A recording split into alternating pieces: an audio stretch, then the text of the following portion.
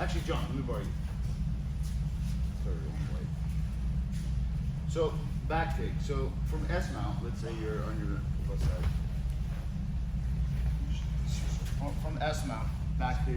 Okay, you can get that figure 4 seatbelt here. You can get here, and immediately I want to move him this way to take his back. Okay.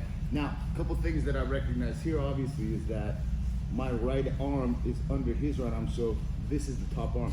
Yes, I can still choke with it. He's got 2 arms, and I have the seatbelt right here. Okay. Very important is this hip hook, what I call. Okay. There's the hip hook and the hip clamp. The hip hook basically curves around, and you control his hip right here. Okay, I can move him down, I can pull him in, and I can stay crunched because the more my head is closer to his shoulder, the reach is deeper for chokes. The further my head is away, arm is shorter, head closer, it's longer. Okay, that's number 1. Number 2, I can get a body lock with that hip hook, if those of you who can get it. This is a lot of fun because you could just squeeze the hell out of them, and then a lot of times they tap. But what you need to do is you need to monitor their breathing. So on the exhale, you lock it, and then you feel, and then the exhale, you lock it, so they can't take an inhale like an anaconda.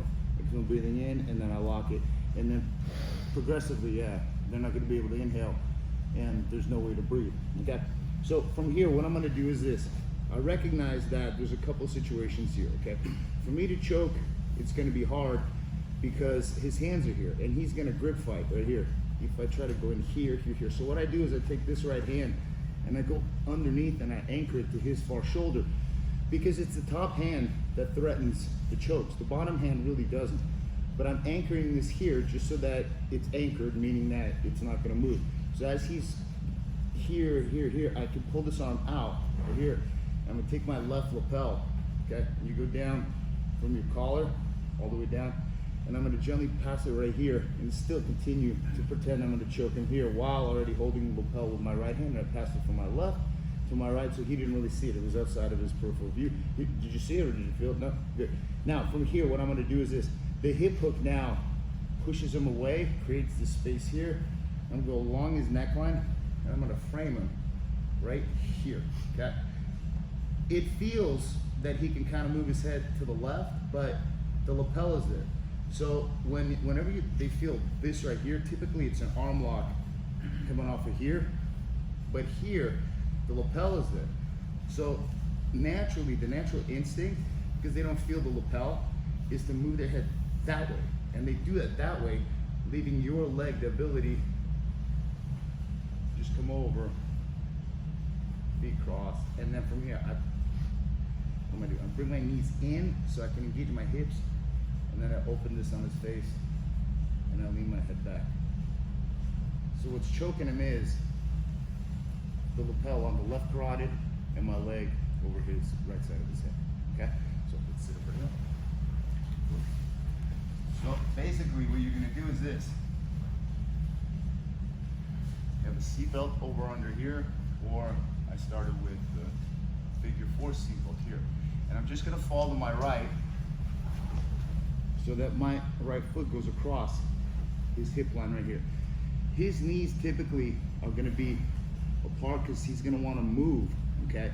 And you have to also keep in mind that this hand right here could potentially, because he doesn't feel threatened, could potentially begin to work on the feet, okay? But this right here can also work as well, and you can trap that. And now you have triangles because you have one arm in the head and his arm is on the outside, okay?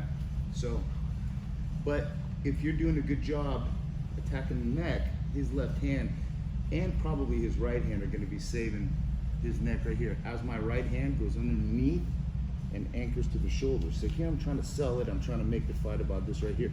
And momentarily, I pull my arm out, grab my left lapel, go all the way to the end right here, and I feed it back to my right hand, and I continue to do this because the second that your hands are free, he's most likely gonna start working on the feet.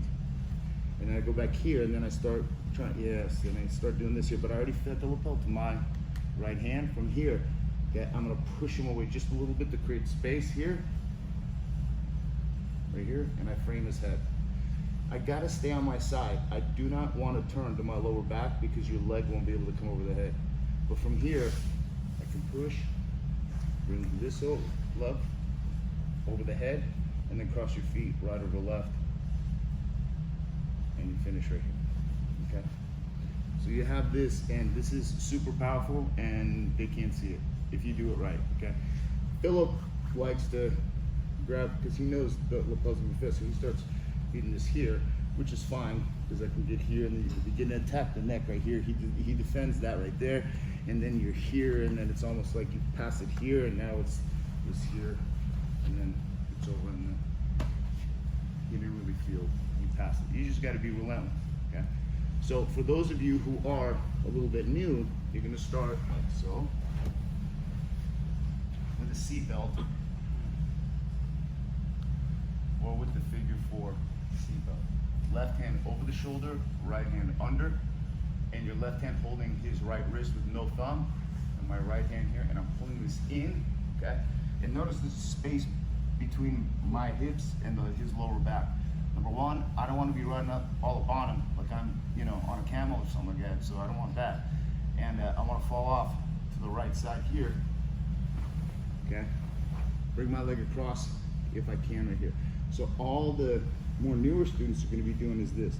You're going to take your right hand, you're going to chop your right hand down, and your left hand is going to climb all the way to the shoulder here, and you're going to bring your left elbow back, right there.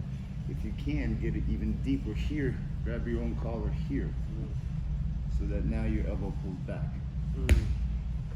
Even if his hands are free and he starts, yes, right here, it's very difficult to be able to stop this right here. So you grab your own collar here, and it's almost like you shrug to make this tight, and this grips and twists, and now your left elbow starts pulling back, pulls back and forth. It's already under the chin, okay?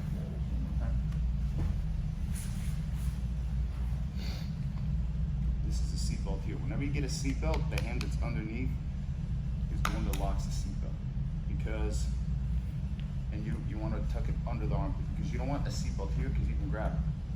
But even if you grabbed it right here, you can't pull my left arm down because my right hand is controlling the seatbelt. If I'm like this, he can take my left hand, strip it, and then control it. So I don't want that. So I want this, and I want it more under the armpit here. So it's harder for him to reach. So now I go here, I'm gonna fall to my right side here, stay nice and close here. My hands chop, the left hand reaches for his shoulder, or to my gi here, and then I pull the elbow back. You can get here, you can't reach your own collar, and just grab right here, and you pull your left shoulder back. It's like you're doing a left shoulder shrug. For those of you who are a little bit more on the advanced side, okay, obviously your lapels are ready, you're here, seatbelt here, you're here, playing with this here, shove that right hand, anchor it, I'm selling it, we're here, 1, 2, selling it here, and then right here. Push him away, my leg over, and finish. One thing you got to keep in mind is this. If you push him away and he rolls to the left, and you're going to be right here, it's harder to bring that leg over, and he'll see it. You got to be on your right side, because the hip more easily comes over here, and then I'm going to open that knee and pull my right hand. Super, super powerful, okay? And in the worst case, if he ends up bringing this with his 2 hands over the head, bringing it to the other side, pass it right back here, you go right in there, and he puts himself in even a worse choke. Okay, but we'll do that later. Oh, and then, watch this. So you're here, he gets 2 hands on it, because you fed it like this, watch this, because you fed it like, oh, right here. And he grabbed it, and he pulled it over his head, and I do this, yeah, right here, yeah, pull it here, and then you get him right into that arm raiser right here, and then you finish. All right, so for the beginners, you're just gonna do the rear naked choke with 1 arm. For the ones that are more advanced, you can do the lapel choke before you from the back, 1, 2, 3.